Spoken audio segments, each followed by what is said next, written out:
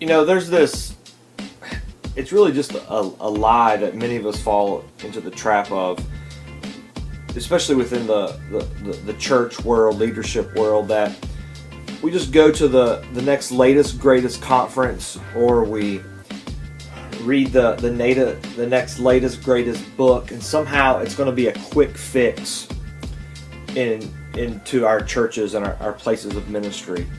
That if we just would kind of do this and not do that, and that all of it's going to get better, when the reality of it is we're just putting band-aids on the problem. I mean, the solution to really the problem of the church, and let me just kind of clarify the problem, that God intends for the church to be a force to be reckoned with, but yet in our culture it seems to be a laughing joke. So how do we move from a laughing joke to a force to be reckoned with? And the solution, it's really simple, it's just hard. And the solution is this: we've just got to do what Jesus did. And what did Jesus do? He opened up his life and he shared his life with a few other folks. And as he shared his life with those guys, he reproduced his life in them.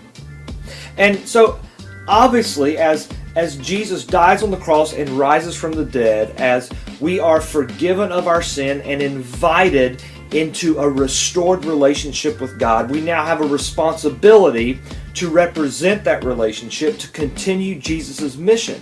And so the way we do that is we live our life the way Jesus lived his life, which means that we've got to open up our life and share it with a few other people in a way that we can reproduce our life into their life. So, how do we do that? Well, the first step is this. We've got to have a life that's worth reproducing. We've got to have a life that's worth imitating. We've got to have a life that if someone imitates us and then reproduces that in someone else, it's going to create someone who does what Jesus did.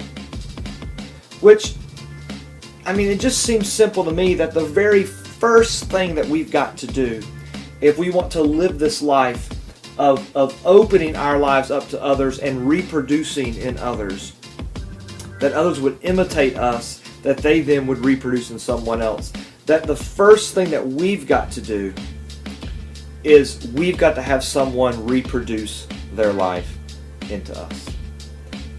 We've got to have someone whose life we're imitating, who is imitating Christ.